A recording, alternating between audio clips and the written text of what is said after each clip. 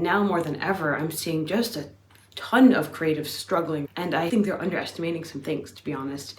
Financial literacy, so actually knowing how to handle and manage your money, and digital literacy, so knowing how to operate online, how to set up a Google Meet or your own Zoom room, how to even understand what hosting is or what a domain is, owning your digital presence. I'm like a huge fan of this. Even if you don't do something spectacular with it and have this like such amazing website, you don't need that, but you should probably own www.yourname.com. You should probably own that because you don't want somebody else to own it. And you could do whatever you want with that. I personally believe that it is worth having that. Own your own digital property. If you can't own a physical property right now, that's okay. Own some digital property, and you should definitely own your name. That is number one. Now, the second thing I already touched on a bit, which is that your digital presence matters.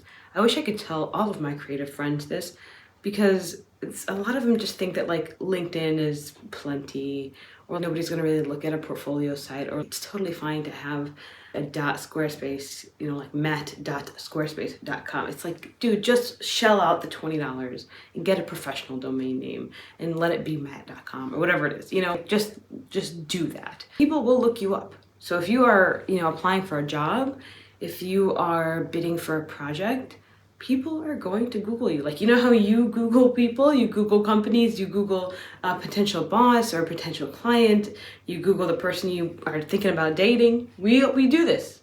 People are also doing that to you. And so having a digital presence matters, and having a good one matters in particular. Something else I really want my creative friends to know is that your life is happening now. Not tomorrow, not 3 years from now. Your life is happening right now. So if you're unhappy in any way, and I've had to drill this into my own head plenty of times, if you are unhappy in any way, you are the only person responsible for fixing that. And so my strong advice is to take a tiny step. It doesn't have to be a leap, but take a tiny step in a completely new direction in your life, and trust that you'll figure it out. It's going to be quite scary. We know. That's not a surprise. Anytime you do something new, it is quite scary. But if you're unhappy, just pivot, go a different direction. Try that. This next one is something that I want, honestly, all of my clients and all of my creative friends to know, which is that leaders share their opinion. This is like kind of hard, I think, for people to understand, but once you lay it out, it becomes obvious. It's like, oh, of course. So any person you admire, any person ever that you have ever admired, has shared what they thought. They've stated their opinion. They've either done it in writing, they've done it on video or a podcast or a post, they've done it in person in meetings, they have spoken up, they share what they're thinking. This is just what leaders do. I wish it was like more complex than that. It's not. It's really just that they just share what they think. Sometimes they're wrong, but the benefits outweigh the risk.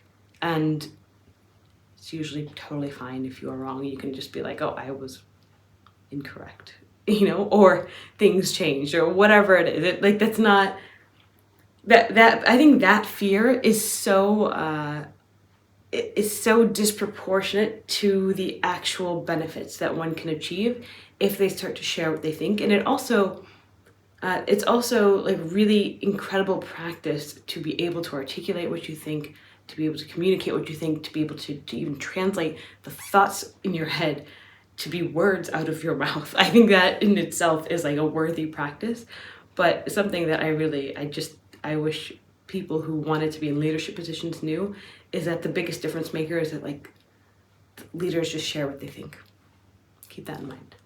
Finally, I really like this one. Let people underestimate you. Let people underestimate you. I was working in my coffee shop, so this was in 2014-ish, but I would work behind the bar all the time in my coffee shop. And so many times people would walk up to me, mostly men, would walk up to me as I was working behind the bar and make some comments about the owners of this place and ask me questions about the owners of this coffee shop. And I was always so amused because they just never for a second thought that that owner was me, this 20-something brown girl, right? That's just like really how they saw me. This barista who was just behind the bar serving drinks. Like they did not think that was the owner. And so they'd be talking to me about the owner, asking questions. Then they would inevitably see the business journal framed behind me with my face on that front page. And they would just be like, I'm so sorry. I didn't know you're the owner. That's so cool. That's so cool. And it was one of those moments where you're like, yeah, it's fine. No, it's totally fine. And it's kind of fun, to be honest, kind of fun. Because here's the thing that I hope that most creatives know, is that other people's opinion it just doesn't define you, not in the slightest. And so I think it should be amusing when people underestimate you a little bit. And I understand that it could be frustrating sometimes. I do, especially if you're like bidding on a project or applying for a particular thing. I get it that it could be frustrating, but let people underestimate you and then do the work of proving them wrong. It's just so much fun that way. So anyway, those are the 5 things that I wish I could tell my creative friends. I know that a lot of creative people have been struggling lately, and I think that just knowing these things, really internalizing these things, will help some, and I hope it does. Thank you so much for watching, and I'll talk to you soon.